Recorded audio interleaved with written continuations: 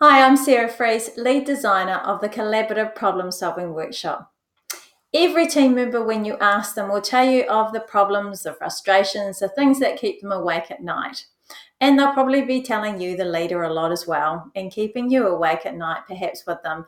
But mostly they'll be draining time and attention away from you and what you need to do.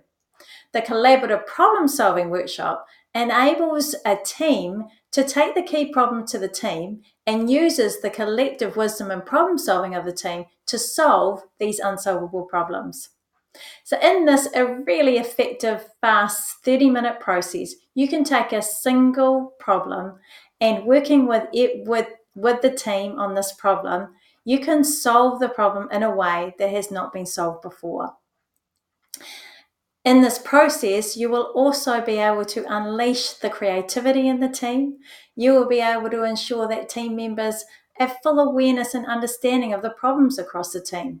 You'll also be able to build the skill of problem solving in the team, and ultimately also reducing some time of the leader and, most importantly, building a high performing team.